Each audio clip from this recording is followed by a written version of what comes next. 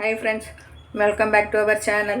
நாம் இன்னைக்கு பார்க்க போகிற ரெசிபி ஒரு ஹெல்த்தியான ரொம்பவும் சத்துள்ள ரெசிபி, அதாவது வாழைப்பூ வடை இருக்கேன். நீங்களும் இதை போல் செய்து பாருங்கள். இப்போ நம்ம எப்படி செய்யலான்னு பார்த்துருவோம். நான் இது 100 கிராம் பருப்பை எடுத்து 1 மணிக்கூருக்கு முந்தி ஊற போட்டு வச்சுருந்தேன். 2 பச்சை காஞ்ச மிளகாயும் பெரிய காஞ்ச மிளகாயும் போட்டு ஊற வச்சுருந்தேன். ஒரு வாழைப்பூ எடுத்துருக்கேன். அதை நம்ம இப்படி எடுத்து பாருங்கள், இப்படி எடுத்து வச்சுட்டு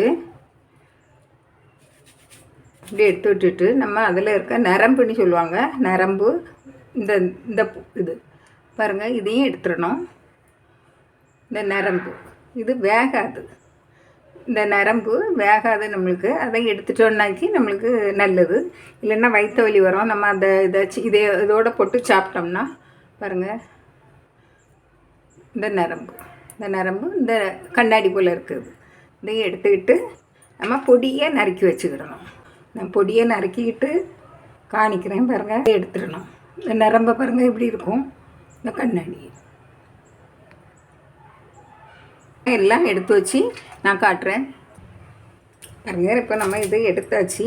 இப்போ இதில் இருக்க வாழைப்பூ அந்த நரம்பு அதிகமாக இருக்காது பாருங்கள், இதில் இருக்காது. இருந்தாலும் அவ்வளோவா இதாக இருக்காது, நரம்பு கணக்காக இருக்காது. அதனால் இனிமேல் நம்ம இதையே அப்படி வச்சு நல்லா நறுக்கி எடுத்துடலாம் பாருங்கள். இந்த இதில் நரம்பு இவ்வளோ பஞ்சு போல் இருக்குன்னு பாருங்கள். அதனால் நம்ம அதை இனிமேல் இவ்வளவுமே இது இப்படி கட் பண்ணிடலாம். பண்ணிவிட்டு பாருங்கள், முதல்ல மிளகாயை போட்டுட்டு நல்லா வடிச்சுக்கிட்டு தண்ணி இல்லாமல் அரைக்கணும்.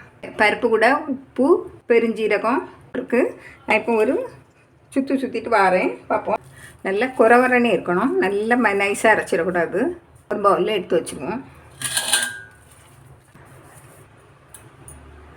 பாருங்கள், நம்ம அரைச்ச மாவு கூட கொத்தமல்லி, கருவேப்பிலை, வெங்காயம், பச்சை மிளகாய், வாழைப்பூ எல்லாம் நல்லா மிக்ஸ் செஞ்சு எடுத்தாச்சு. தண்ணியை தொட்டு விடணும் கையில். பாருங்கள், இப்படி உங்களுக்கு எவ்வளோ பெரிய வடை வேணுமோ அதை உருட்டி இப்படி கையில் வச்சு இப்படி அழுத்திட்டு இல்லைன்னா உங்களுக்கு அழகான வடையாக வந்துடும். போட்டு எடுத்துருவோம். எல்லாம் எவ்வளோ பெரிய வடை வேணுமோ அவ்வளவு போட்டுக்கலாம். இப்போ நம்ம அடுப்பில் கடாயை வச்சு எண்ணெய் ஊற்றி வச்சு எண்ணெய் காய்ச்சிருக்கானி பார்க்கறதுக்கு கொஞ்சமாக மாவு போட்டு பாருங்கள். உடனே மேலே வந்துட்டோன்னா நம்ம போட்டுடலாம். வடை தட்டு தண்ணியாக இருந்தால் நீங்கள் கொஞ்சம் அரிசி மாவு போட்டுக்கலாம். எனக்கு கரெக்டாக தான் இருக்குது பாருங்கள். ஒவ்வொன்றா போட்டு எடுத்துருவோம்.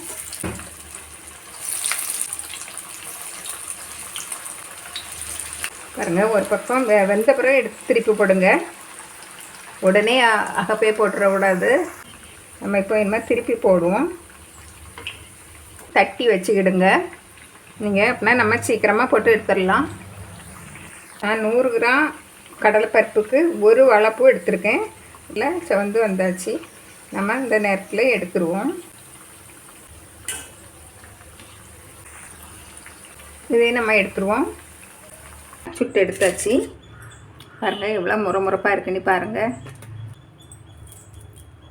பாருங்கள், நிறைய வாழைப்பூ நான் போட்டிருக்கேன். நல்லா டேஸ்டாட்டு இருக்குது. நீங்களும் இதை போல் செய்து பாருங்கள். பிடிச்சிருந்தா லைக் பண்ணுங்கள், ஷேர் பண்ணுங்கள், கமெண்ட்ஸ் பண்ணுங்கள், மறக்காமல் சப்ஸ்கிரைப் பண்ணுங்கள். தேங்க்யூ.